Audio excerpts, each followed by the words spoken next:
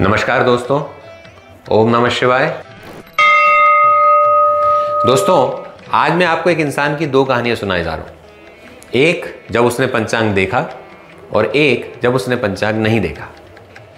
पहली कहानी जब वो दिन की शुरुआत बिना पंचांग देखे करता है। एक व्यक्ति है जिसका नाम है विवेक। वो सुबह ऑफिस के लिए तैयार हो रहा है। ऑफिस में उसका एक इम्पॉर्टेंट प्रेजेंटेशन है। बच्ची स्कूल जाने के लिए तैयार हो चुकी और खेल रही है और विवेक चाय के रख के अखबार पढ़ रहा है।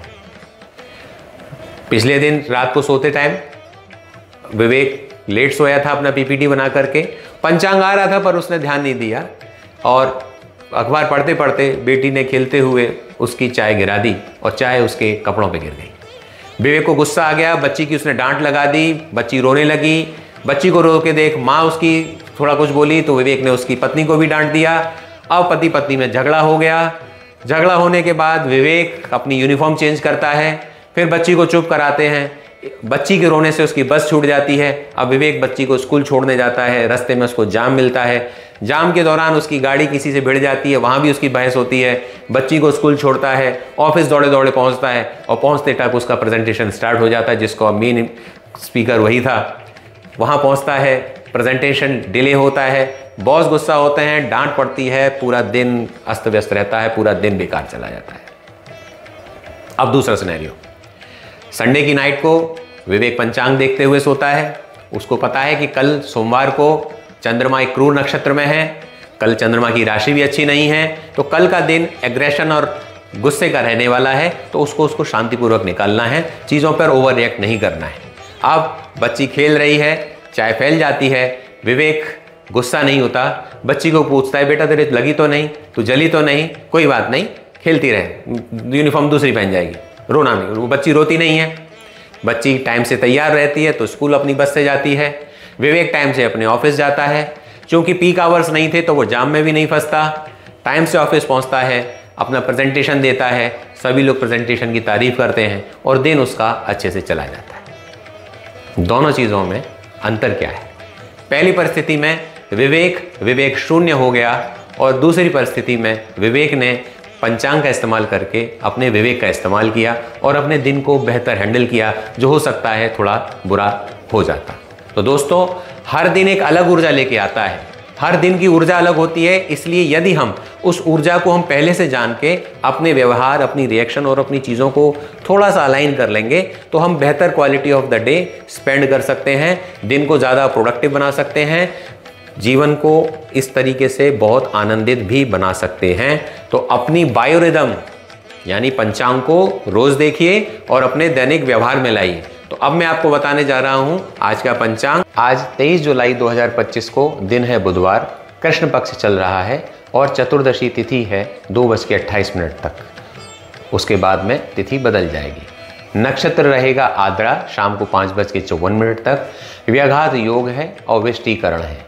चंद्रमा आज मिथुन राशि में है और राहु काल दोपहर 12:28 से 2:11 तक रहेगा, जिस दौरान आपको कोई भी नया काम नहीं करना है, यात्रा अवॉइड करनी है।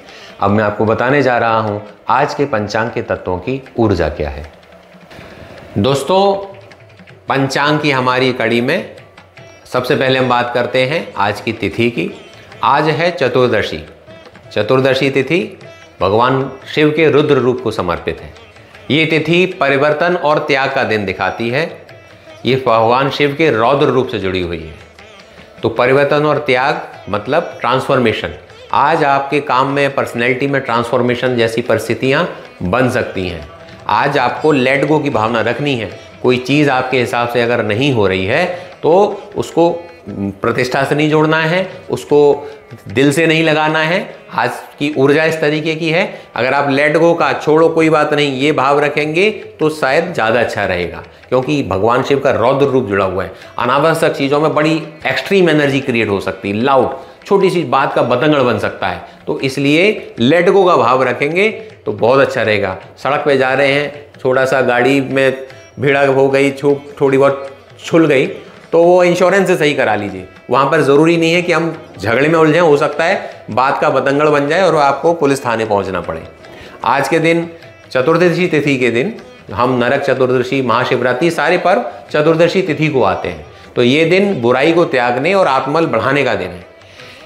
दोस्तों, चतुर्दशी तिथि एक रिक्ता तिथि मानी जाती है। रिक्त माने खाली, तो इसलिए इस दिन भी नए काम की शुरुआत से बचना चाहिए, क्योंकि ऐसे कामों में विघ्न और असफलता की संभावना अधिक रहती है। इस दिन में स्वभावतः, जैसे मैंने कहा, आक्रोश की ऊर्जा रहती है, इसलिए इस दिन को शांतिपूर्वक बिताने का प्रयास करना चाहिए। पानी थोड़ा ज़्यादा पिएं, व्रत रखने का प्रयास करें। व्रत रखकर शिवलिंग पर जल, दूध और बेलपत्र चढ़ाएं तो मानसिक शांति प्राप्त होती है। तो क्या करना है? शिव जी की आराधना करनी है, बुरी आदतों को छोड़ने का संकल्प करना है, ध्यान और साधना करनी है, आत्मबल बढ़ाने वाले काम करने हैं और रात्र में विशेष तौर पे आज शिव मंत्रों का उपासना करें। ओम नमः शिवाय या महामृत्युंजय मंत्र, भगवान शिव जी की आज की उपासना विशेष फलदायी होती है।